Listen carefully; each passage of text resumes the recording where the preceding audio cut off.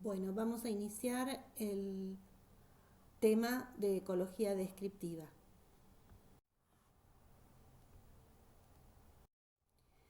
Según Krebs, ya vimos esta definición, es el estudio científico de las interrelaciones que determinan distribución y abundancia de los organismos.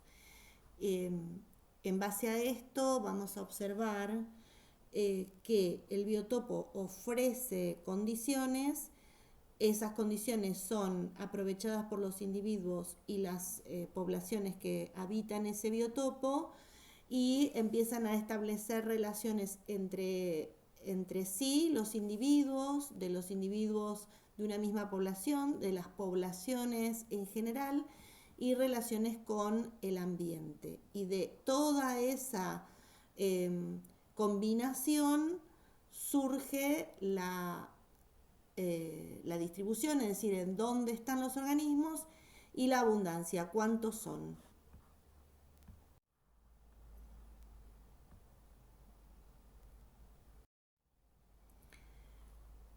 Entonces, el enfoque del estudio de la ecología puede ser descriptivo, funcional o evolutivo. Vamos a intentar hacer los distintos enfoques en esta presentación.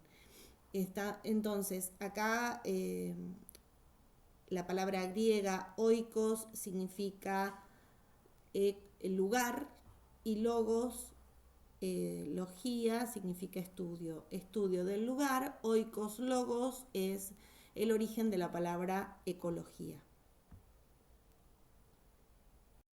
Bien, vimos los factores abióticos que determinan el biotopo, la luz, el calor y la temperatura, la calidad de la luz, la cantidad de horas de luz, las precipitaciones, cantidad de agua llovida, humedad ambiente, el aire, presión atmosférica, dilatación del aire por calor y formación de vientos, la disponibilidad del suelo de retener agua y que sea templado para que sobrevivan hongos y bacterias y entonces ese suelo sea rico.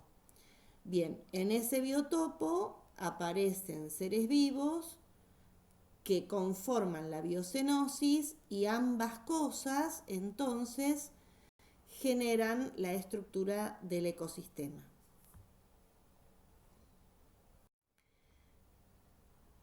De nuevo, luz y calor, aire, agua y suelo eran las condiciones de biotopo sobre los cuales hicimos ya trabajos prácticos de laboratorio. Eso determina grandes zonas en el planeta Tierra que indican condiciones que permiten la sobrevida de determinado tipo de individuos. Entonces, los polos están cubiertos de hielo. El Ecuador es la zona media y en esa zona, que se encuentra a la altura de el Amazonas y las selvas tropicales de África y las selvas tropicales de Nueva Guinea, bueno, Tailandia por ahí. Esa es la zona que tiene la misma cantidad de horas de luz que de sombra. Y a medida que me alejo hacia el norte y hacia el sur, cambian esas condiciones de temperatura y de duración de horas de luz. Y por lo tanto también cambia entonces las condiciones como para que sobrevivan los hongos y las bacterias. A eso le tenemos que sumar el relieve eh, del, del suelo. Por ejemplo, todo este cordón que se encuentra en América corresponde al plegamiento de los Andes y por lo tanto es zona montañosa.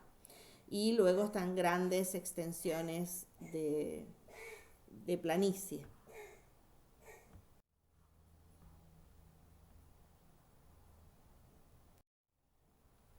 Aquí están las imágenes de los biomas principales,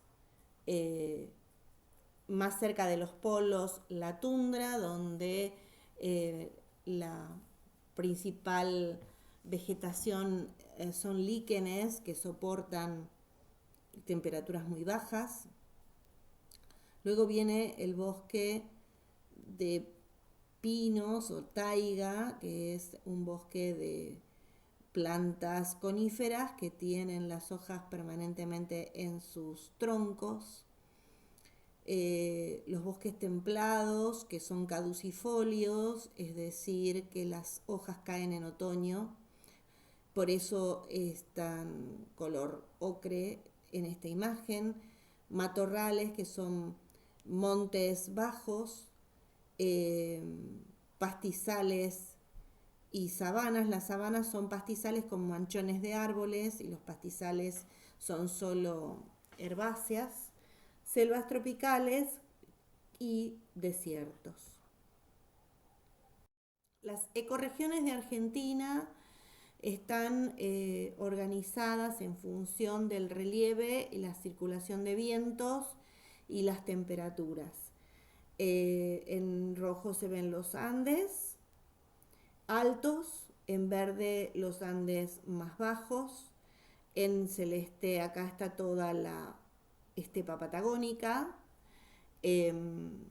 luego los montes llanos, el espinal es esta naranja, luego viene la pampa, la zona pampeana.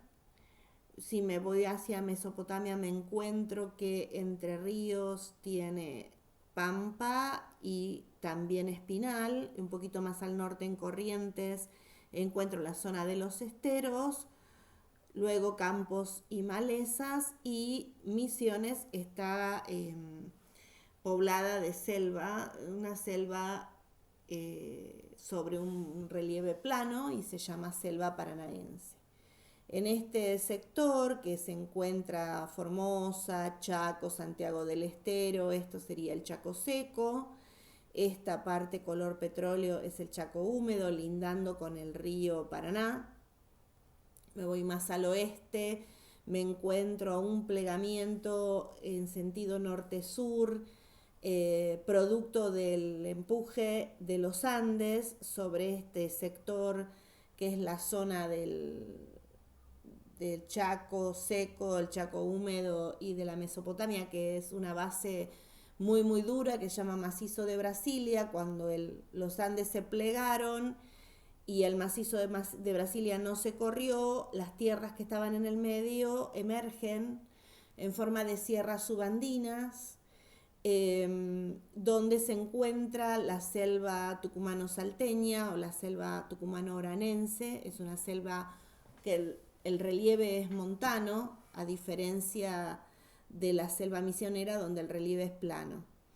Y entre estas montañas que se formaron por el plegamiento del terreno blando entre los Andes y el macizo de Brasilia y los Andes, en rosa se observa la Puna, que es una gran meseta sobreelevada, es como una pampa, pero en una altura mucho mayor, que queda formando como una especie de palangana entre ambas cadenas montañosas.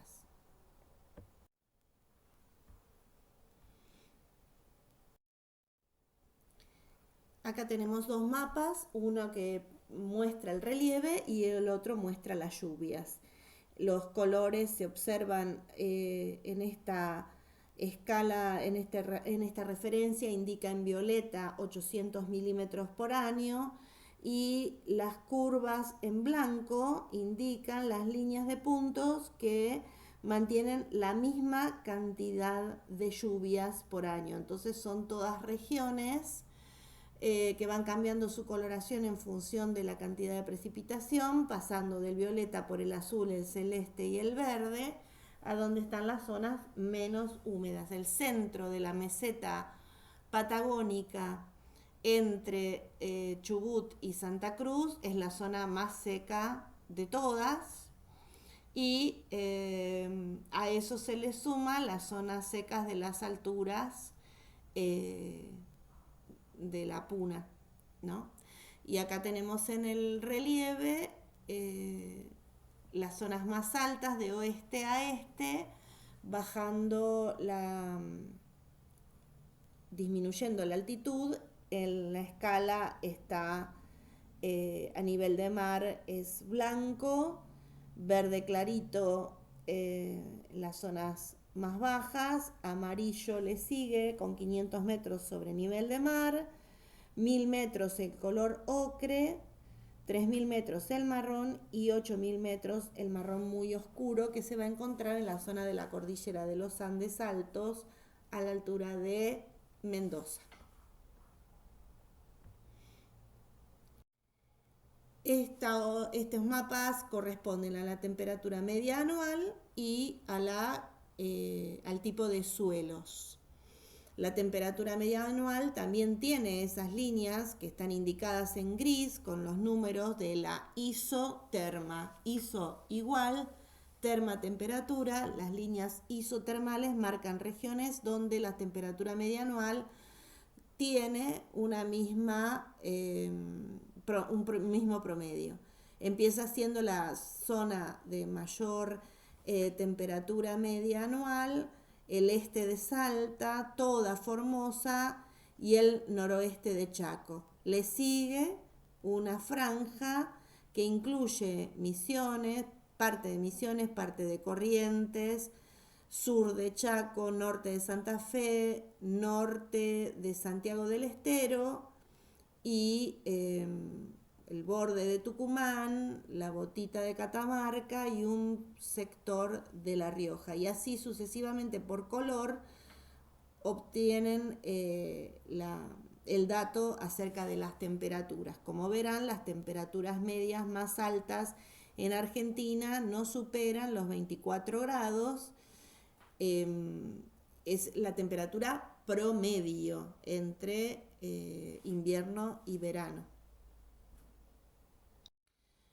En realidad todos los mapas anteriores presentaban a la República Argentina con el sector antártico en un pequeño recuadro al costado, pero la ley 26.651, sancionada el 20 de octubre de 2010, indica que los mapas de Argentina deben ser de proyección continental, de modo tal que el sector antártico argentino debe estar según su escala y su posición también indicado en el mapa. Como verán, la proyección del sector antártico que Argentina reclama es tan extenso casi como la propia Argentina. Solemos tener una imagen distorsionada acerca del tamaño del sector antártico precisamente por tenerlo siempre como un recuadrito menor en los costados de los mapas. Bien, entonces vamos a concentrarnos ahora en la biocenosis. La roca madre es la estructura del suelo, se va poblando progresivamente por especies de características de poca exigencia respecto de las condiciones de ese suelo, y a medida que el suelo se va haciendo cada vez más rico por la sucesión del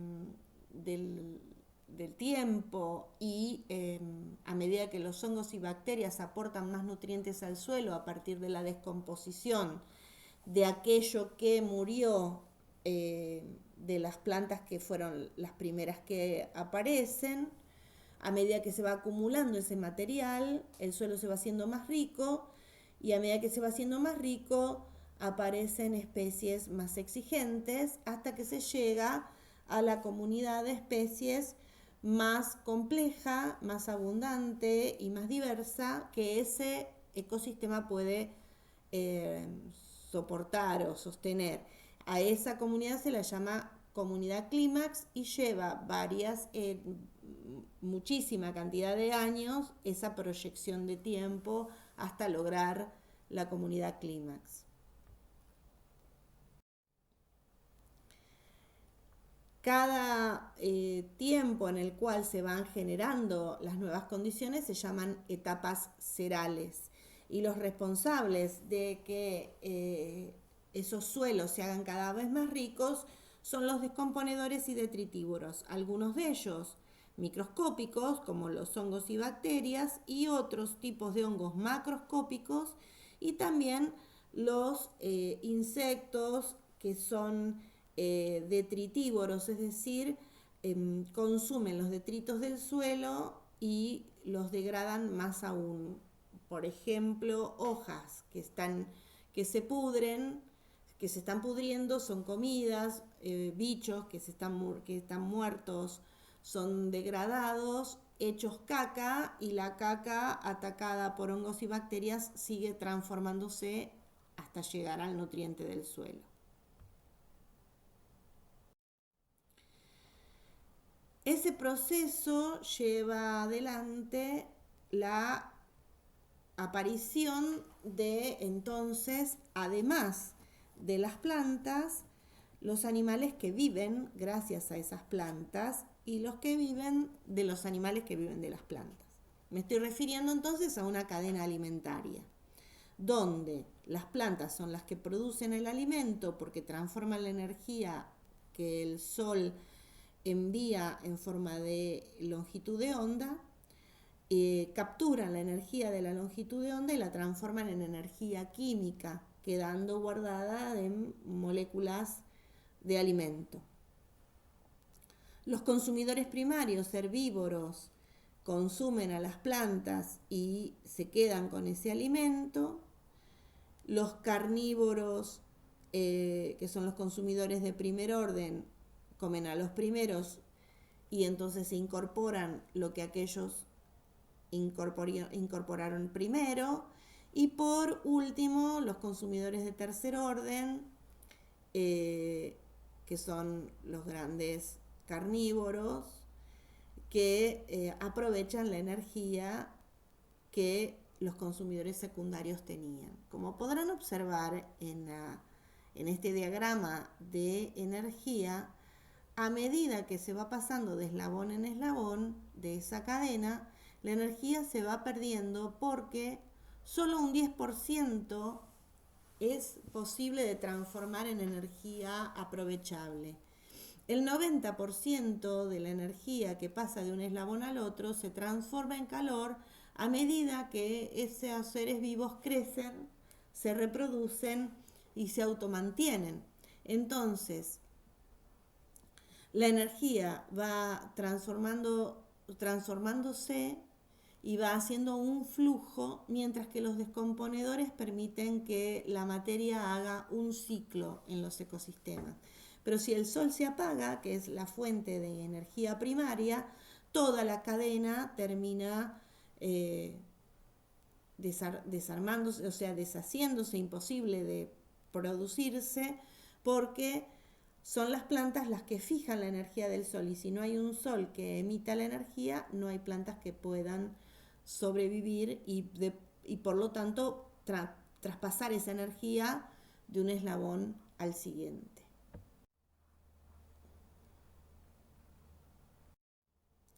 Esa formación de energía química en las moléculas orgánicas que se fabrican gracias a la fotosíntesis a través de la energía lumínica que llega del sol se llama productividad primaria.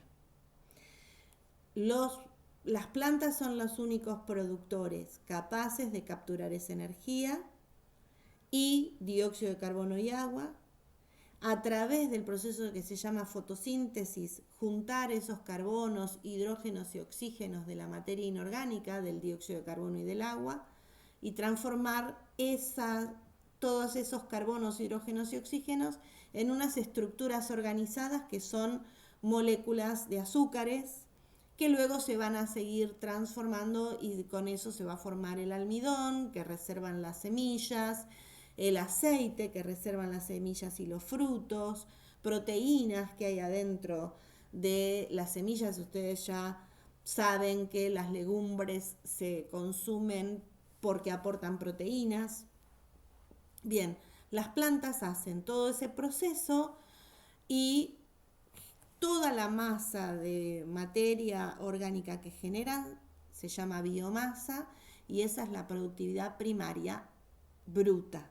Ahora, como ellas crecen, se automantienen, eh, se reproducen, gastan parte de esa energía en sobrevivir, lo que queda después de todo lo que se perdió por esa respiración celular, por el metabolismo de esa biomasa recién originada, todo lo que queda de eso se llama productividad primaria neta. Varía de ecosistema en ecosistema porque depende de cuánta luz entra y cuánta cantidad de plantas hay en ese ecosistema para hacer fotosíntesis. Entonces cada ecosistema, de acuerdo a las condiciones del biotopo, va a tener más o menos plantas que puedan hacer fotosíntesis y por lo tanto fijar más o menos energía en la materia orgánica que producen.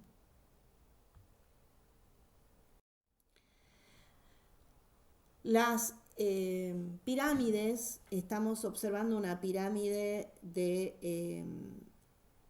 energía, se llama productividad secundaria al proceso que se da respecto de cómo pasa esa energía de eslabón en eslabón. La energía está indicada la cantidad de energía está indicada por una escala del tamaño de estos escalones. Se observa, es como si fuera una cadena alimentaria pero en vertical. Algas, en este caso los productores son las algas microscópicas del fitoplancton. Los consumidores primarios son también microscópicos y son el zooplancton que come al fitoplancton, pero en este proceso para sobrevivir, automantenerse y reproducirse pierden el 90% en forma de calor. Queda un 10% de la energía inicial disponible para aquellos peces que comen zooplancton, que también gastan energía en crecer, automantenerse y reproducirse, y lo que queda es lo que queda disponible para, en este caso, un hombre que pesca y que es el consumidor terciario, que va a recibir la energía que quedó guardada en la musculatura de los peces y que cuando los consuma también va a gastar energía en crecer, automantenerse y reproducirse y solo va a quedar con el 10% de la energía que el pez tenía. Entonces, el hombre se queda con el 10% del 10% del 10% del 10%. Cuando todos estos eslabones mueren, los detritos son degradados por los descomponedores que también emiten calor a la atmósfera. Todo el calor que se transforma es energía química transformada en calor, todo ese calor se disipa a la atmósfera. Y esto es lo que genera que deba volver a ingresar energía para que los productores la puedan fijar.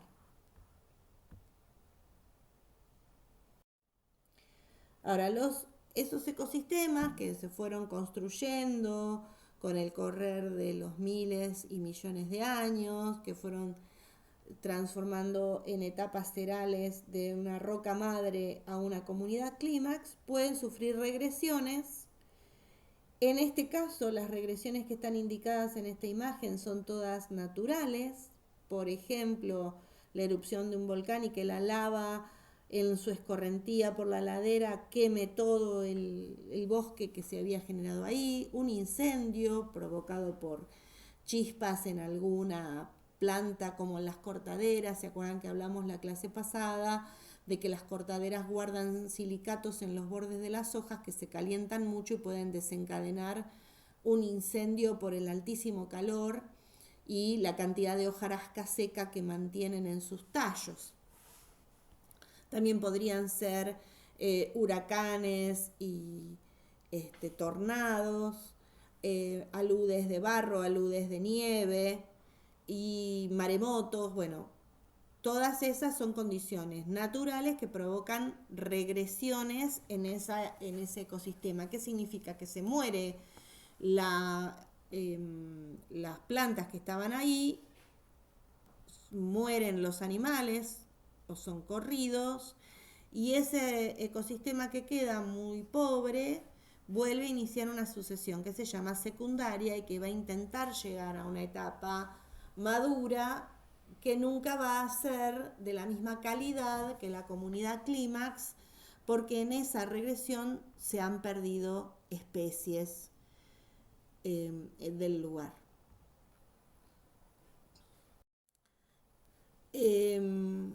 Ahora, existen regresiones que son antrópicas, es causadas por el hombre. En las imágenes que están acá es, por ejemplo, la deforestación eh, de grandes sectores para cultivos, eh, la muerte de gran cantidad de hierbas por fumigación con herbicidas, el sobrepastoreo, el aporte de especies invasoras en algunos lugares porque son traídas desde otros lugares con el objetivo de controlar una plaga, por ejemplo, o sin darse cuenta, como hay unos caracoles que llegaron en los cascos de los barcos asiáticos que llegaron a Argentina y sembraron una especie de caracol en nuestras costas que es tremendamente invasivo, y eso no lo hicieron a propósito, sucedió.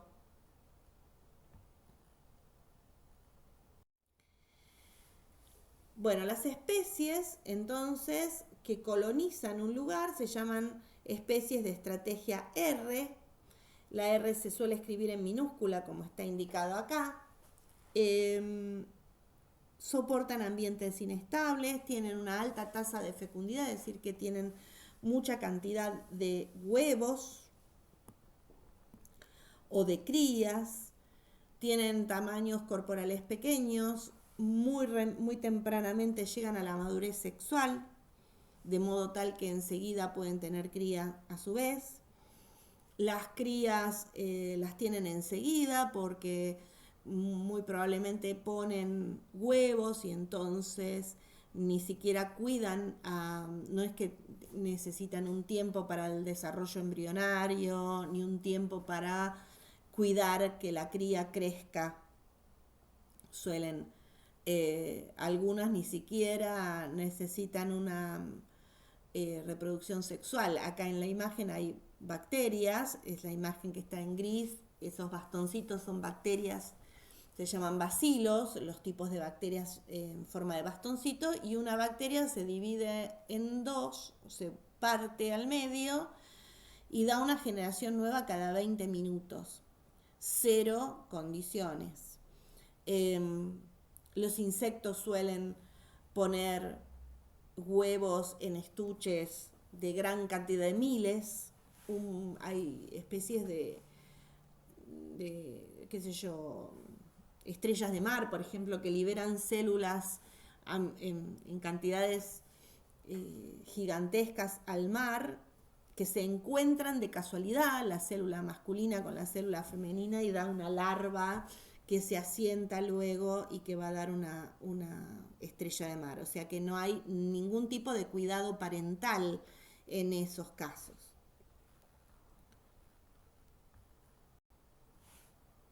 Están los de estrategia K. Los de estrategia K son justamente lo contrario que los de estrategia R. Quiere decir que el ciclo de vida, es decir, para que un estratega K tenga hijos, requiere de crecer eh, y lo hacen lentamente, suelen ser los adultos de tamaño grande, tienen pocas crías, esas crías para tenerlas primero gastaron energía en el cortejo, gastaron energía en el apareamiento, gastaron energía en el desarrollo embrionario, gastaron energía también en el cuidado de las crías, se las cuida mucho y entonces tienen crías eh, pocas veces en el año, quizás pensando en una rata, tiene varias veces en el año, una rata, un conejo. Pero pensando en otros mamíferos, qué sé yo, una ballena tiene una cría cada 2 años.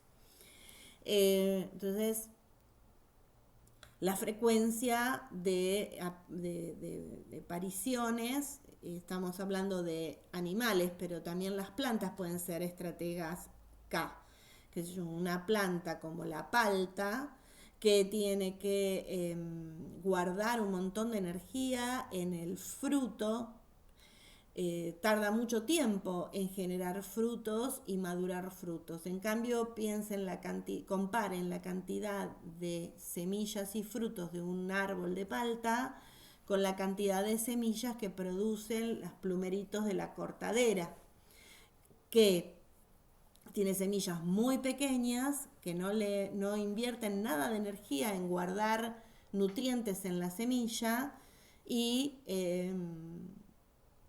bueno, y tienen miles de millones de semillas cada una de esos penachos de las cortaderas.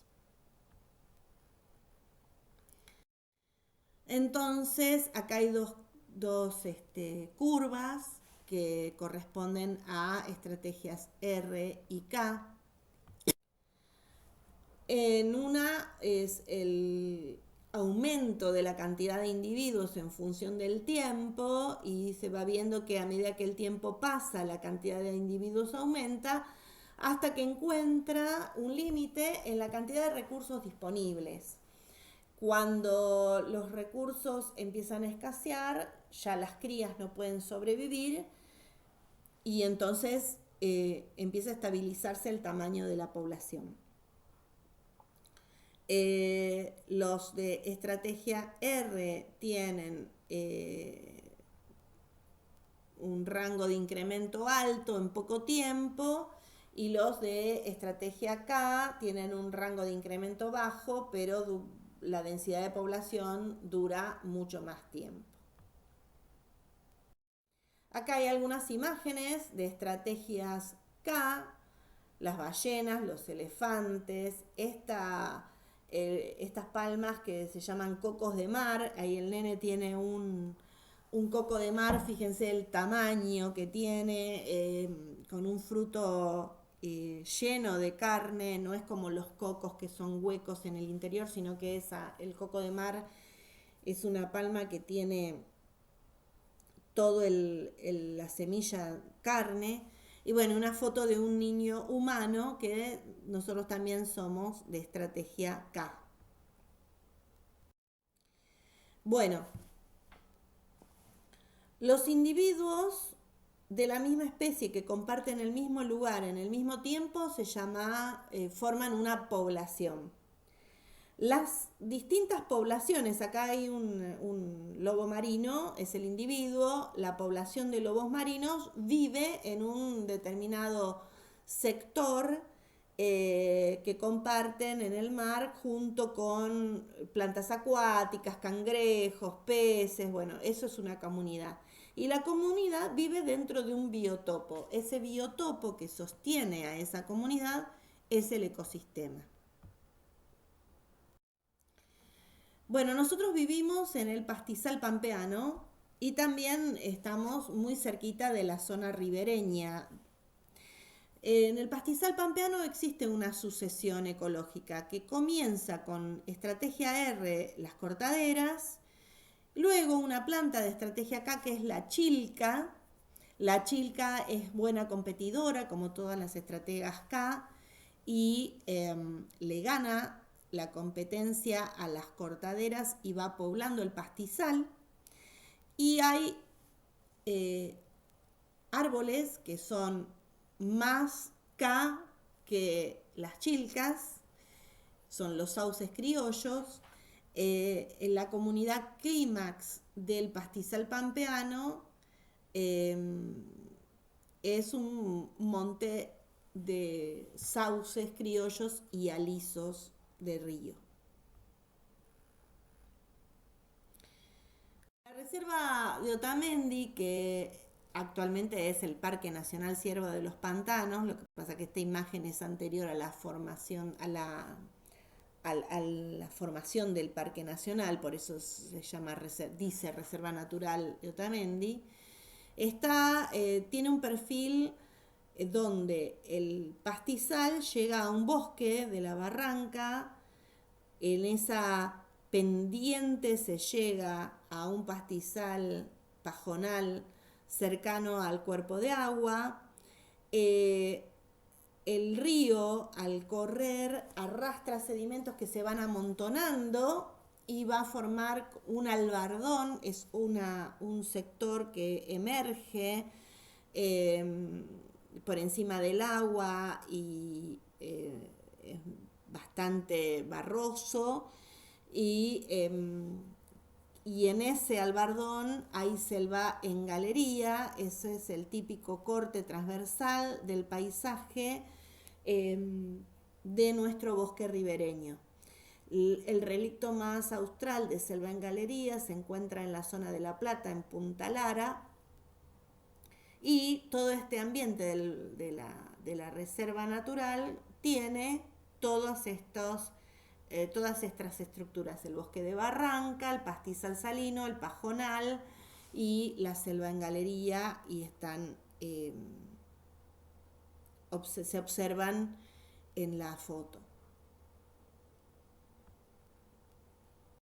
Esto es la fauna típica de la zona: lagarto vero, puma, el ñandú alto, que se llama choique, las copetonas, las ranitas arborícolas, una yarará, el mulita, vizcacha, bueno, y una gran cantidad de aves que se encuentran en este ecosistema.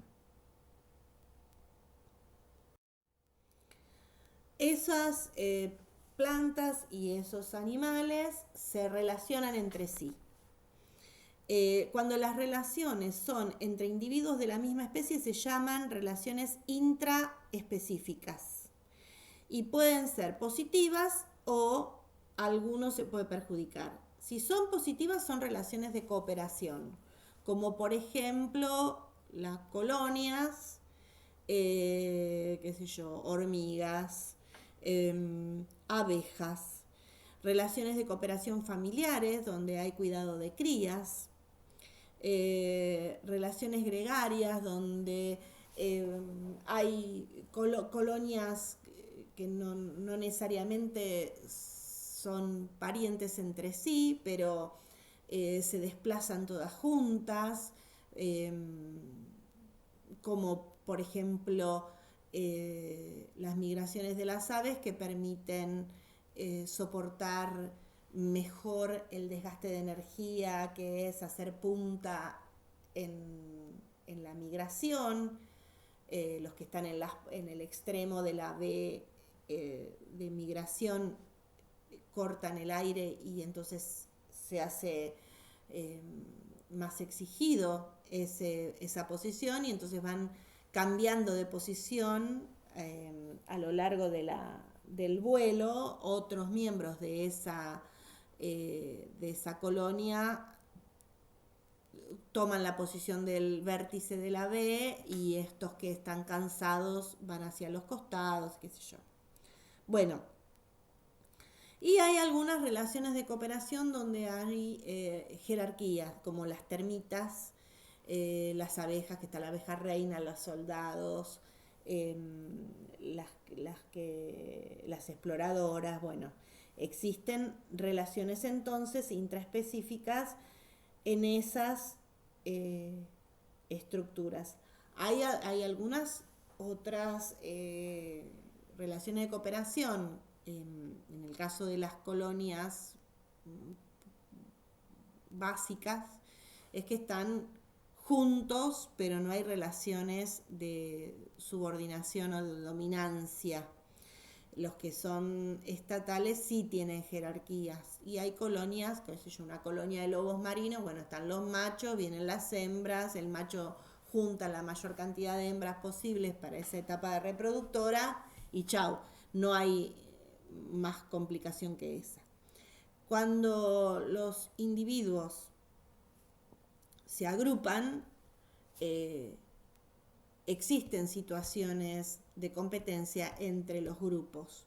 ¿Por qué? Porque eh, hay recursos por los cuales todo el grupo necesita usar. Entonces, si estamos hablando de plantas, pueden estar compitiendo por la luz, pueden estar compitiendo por la disponibilidad de espacio, por la disponibilidad de agua, por la disponibilidad de nutrientes.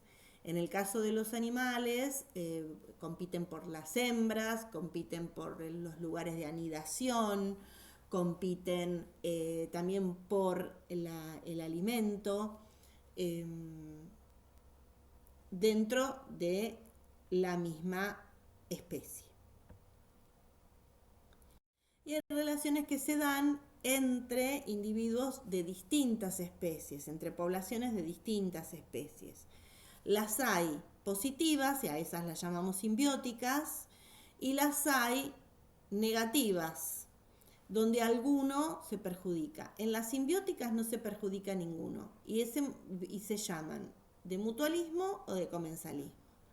El mutualismo puede ser obligatorio, es decir, si esos seres, si esas poblaciones se separan, mueren las dos. Es el caso de los líquenes, que son unas estructuras formadas por asociaciones de hongos y de algas.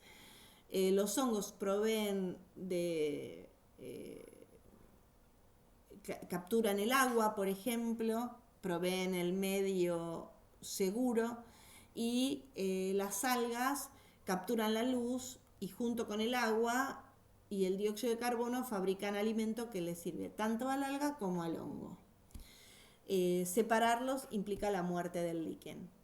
Hay mutualismos no obligatorios, que son donde se benefician las dos especies, pero pueden vivir separados. Por ejemplo, abejas y flores, donde las abejas se alimentan del néctar de las flores, pero se llevan sin darse cuenta el polen en su cuerpo, y cuando van a visitar otra flor, ese polen sirve para fecundar a la flor siguiente. Entonces las abejas necesitan del jarabe que las flores ofrecen para poder ellas tener su alimento, y las flores necesitan de la abeja para que pueda reproducirse la especie. Ahora, existen algunos tipos de esos mutualismos entre polinizador y planta, que son altamente específicos, y si se extingue la especie de polinizador, termina extinguiéndose la planta, salvo que la planta consiga ser reproducida por brotes. Bueno, después, comensalismo es aquellas relaciones en donde una de las especies no se beneficia ni se perjudica con la convivencia, mientras que para la otra especie es importante la convivencia porque sí se beneficia. Por ejemplo, un clavel del aire apoyado en un tronco. El tronco de un árbol no se beneficia ni se perjudica por la presencia del clavel del aire, pero el clavel del aire requiere de ese soporte. Bueno, respecto de las relaciones antagónicas, empezamos por la que ya vimos, que en la cadena alimentaria la depredación es: uno se beneficia porque come y el otro se perjudica porque es comido. Dentro de esa depredación podríamos pensar una subclase que sería la explotación, porque, por ejemplo, una hormiga depreda hojas de una planta, pero no se la come toda entera la planta, come parte. Nosotros explotamos una vaca que produce leche para su ternero, pero nosotros le chafamos la leche y nos tomamos parte de la leche que ella produce para el ternero. Relaciones de competencia entre especies, porque por ejemplo, el guanaco y la liebre, la mara, la liebre patagónica, comen pasto. Entonces, ese pastizal que es la fuente de alimento, es fuente de alimento para esas dos poblaciones. Entonces, compiten por ese alimento, ¿no? Se parece a la competencia intraespecífica, pero estamos hablando de poblaciones de distintas especies. Y está el parasitismo, en el cual el huésped se beneficia y el hospedador se perjudica. Por ejemplo, las bacterias que provocan en nosotros alguna enfermedad. Están los endoparásitos, los que viven dentro de los cuerpos de los que parasitan, y los ectoparásitos, por ejemplo, la sárnaga, la garrapata, la pulga, que viven por fuera, los piojos.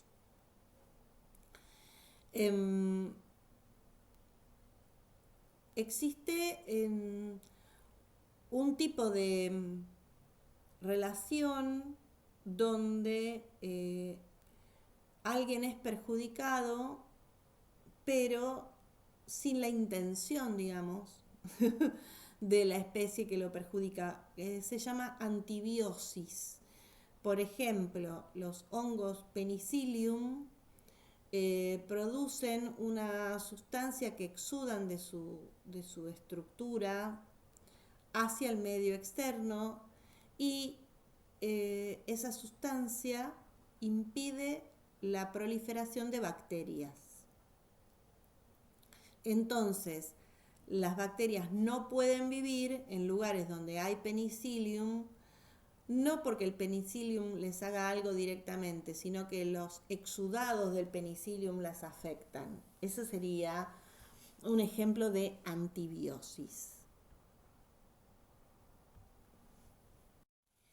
Bien, entonces, a lo largo del tiempo las poblaciones van creciendo, interactuando, y la capacidad de carga es la capacidad que tiene un ecosistema de soportar determinada cantidad de individuos viviendo en él. Es decir, hay hierba para que coman determinada cantidad de herbívoros, no para más. Y si entonces esos herbívoros comen la hierba, alcanzan para determinada cantidad y mucho menor de carnívoros que se la coman a esa hierba, que se coman a los herbívoros. Si no existieran los carnívoros que se comen a los herbívoros depredarían toda la hierba hasta que terminan muriéndose porque se quedan sin nada que comer. Entonces, esto implica que las distintas poblaciones van regulándose unas a otras, y eso permite que los ecosistemas continúen teniendo las poblaciones en ellos. En la curva observamos cómo poblaciones de estrategia K viven y tienen crías, y les cuesta bastante tiempo llegar a la capacidad de carga del ecosistema.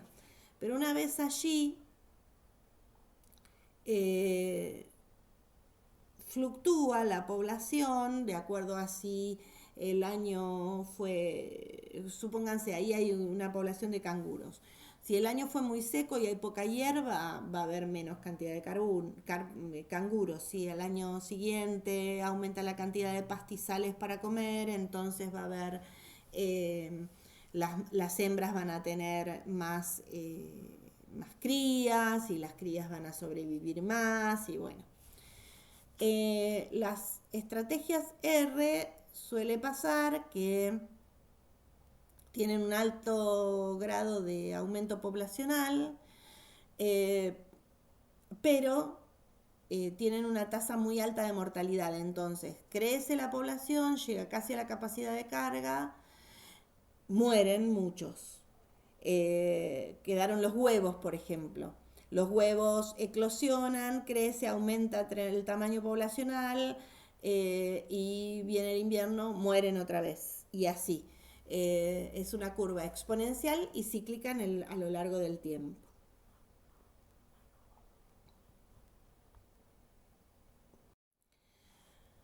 Bueno, entonces, nosotros fuimos de lo más grande a lo más pequeño, es decir, observamos que las condiciones del biotopo generan que el planeta tenga seres vivos en todo en su superficie.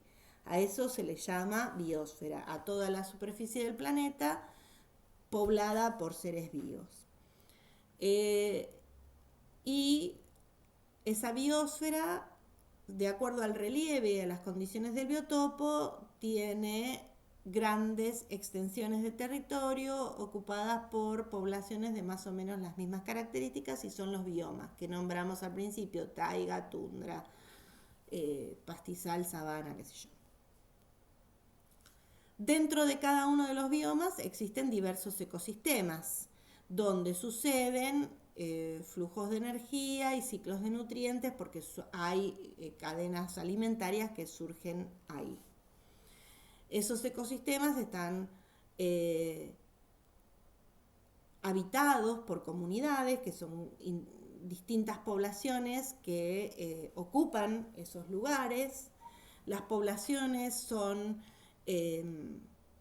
conjuntos de individuos que comparten el mismo lugar y en el mismo momento, y esas poblaciones tienen características de crecimiento y de decrecimiento, dependen de el tipo de estrategia que tienen, cuántos va a haber, si ocupan el espacio con velocidad o les lleva más tiempo, si tienen muchas o pocas crías. Bueno, y están formados por individuos de la misma especie, que significa que comparten las mismas características, el mismo acervo genético, o sea, se parecen, se aparean, tienen crías, las crías se parecen a sus padres y a la vez son fértiles. Eso es lo que define a individuos de la misma especie. Por ejemplo, el burro y el caballo se parecen, se pueden aparear, pueden tener cría, pero la cría no es fértil. Por lo tanto, el burro y el caballo son dos especies diferentes. La cría de la burra con un caballo se llama mula, y la cría del burro con la yegua, la cría del burro con la yegua se llama mula, y la cría de la burra con el caballo se llama burdégano. Eso es una especie de híbrido que llega a vivir. Pero hay otras especies donde la mezcla es imposible porque o no se aparean, o si se aparean se producen abortos espontáneos y nunca se llega a término con esa cría. La cría no llega a sobrevivir. Bueno, entonces los individuos, los organismos y los individuos conforman a las poblaciones. Las poblaciones conforman a las comunidades en un biotopo forman los ecosistemas y el conjunto de los ecosistemas forman los biomas y todos los biomas forman la biosfera de nuestro planeta. Bien, estos serían los temas principales de la ecología descriptiva que estuvimos hablando en clase y que requerían de un PowerPoint para tener los apuntes a mano. El próximo tema que veremos cuando volvamos de las vacaciones es el impacto humano que se produce en los ecosistemas y cómo esos impactos, solo nos vamos a ocupar de los impactos humanos que generan problemas de salud en las personas.